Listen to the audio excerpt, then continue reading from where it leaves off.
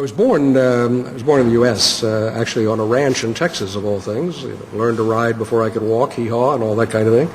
But I've lived in Bangkok primarily since the early 90s. I was producing a movie for HBO out here when I met my wife, and we were married, and have lived primarily here since. Why do I write about Asia? I don't know. I'm here. I mean, I think I like books that are contemporary. I think I like books that intersect your life, and there's an old line that writers set out to read a book, and not being able to find it, they write it.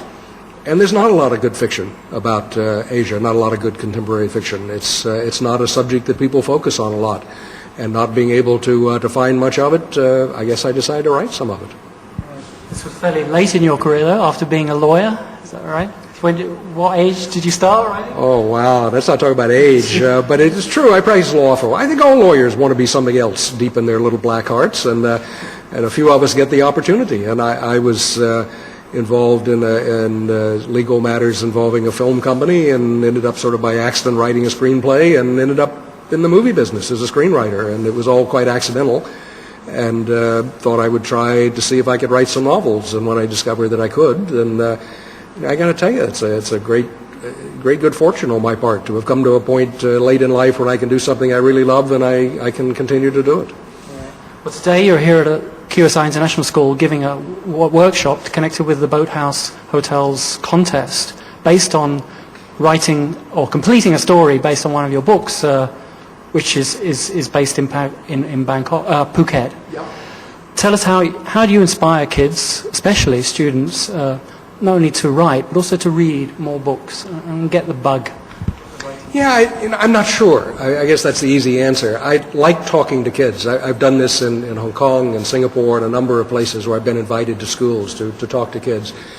And I don't know how many kids you reach over the issue of reading and writing, but my theory always was sort of, if you reach a couple or three, it is a very cool thing and it's worth doing. After I went to some schools in Hong Kong a few years ago, for years I got emails from some kids there who had suddenly twigged that it could be fun to read a book. And it really irritates me that so many people now seem to be peddling the line that reading is not particularly relevant. That, well, gee, we have television and movies and interactive video games and the internet, and I don't know how you get material off the internet without reading it, frankly. I'm a little unclear, but a lot of people seem to think that it's just sort of magical. You just look at the screen and it all soaks into your head, and it doesn't work that way. And I don't know how many kids you really reach, but I know you don't reach any if you don't talk to them. And I think probably 2 or 3 kids who are here today will pick up a book and read it and spend some time with it, and 1 or 2 might say, well, that's kind of interesting, and you change their life a little bit, because then they go out and they read books for fun, and I think that's worth doing. That's why I like talking to kids. Right. And this contest, do you think is a good idea to also motivate them with a sort of prize, but also getting them started with something, and then hopefully they'll develop it? Well, I think it's great of the Boathouse to do this.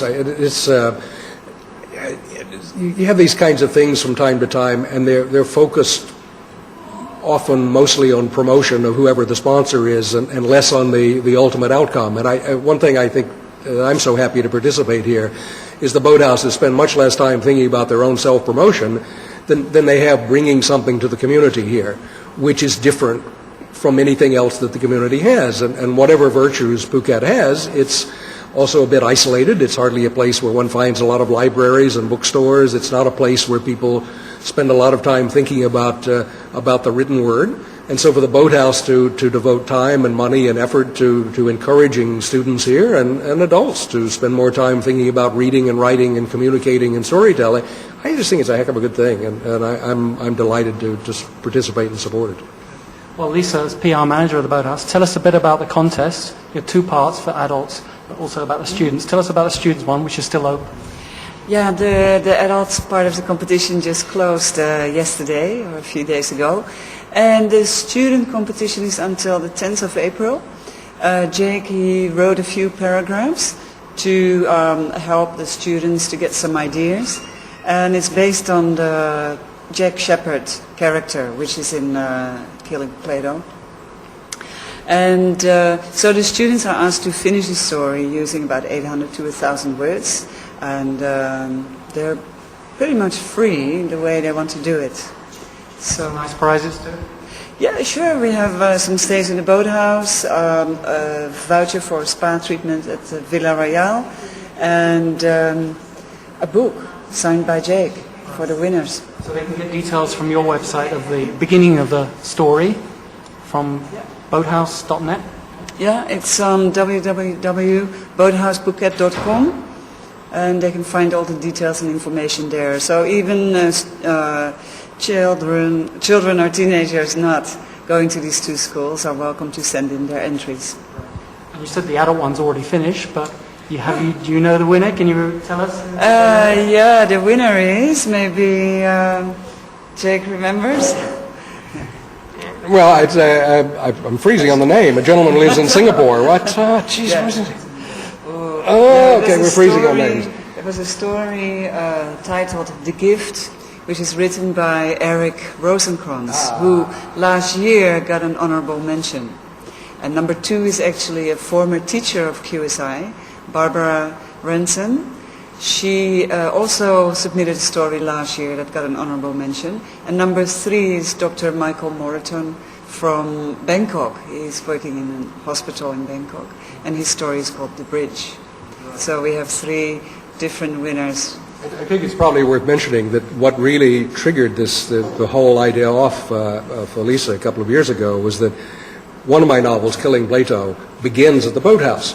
And that happened only because I was a great fan of the place. I just started. I didn't know anybody at the Boathouse, and we'd go in and out a number of times and had dinner there a bunch of times. And I thought, well, that's a good place to start. So that's what I used at the beginning of a book. And I think Lisa said that she encountered somebody in the bar there when I was reading the book. And she said, what are you reading? And he said, oh, you don't know about this? And it was the first time she had seen it because, again, books don't circulate really widely in Phuket, even a book which is partly about Phuket.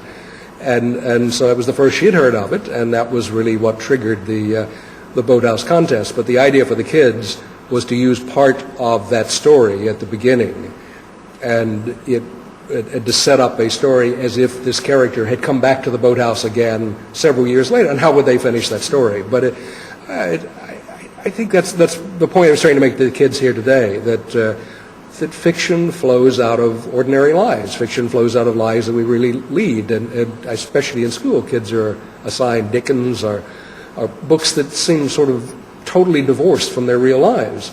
And it sometimes seems a miracle to them when they discover that books exist that intersect their real lives. But Phuket isn't a place where people see books sitting in bookstores. They don't see advertisements for books. So a lot of people don't know it exists until somebody tells them, and then they read it and they think, oh, that's very cool. And that's the point we're really trying to make to the kids. Thank you very much, Brand.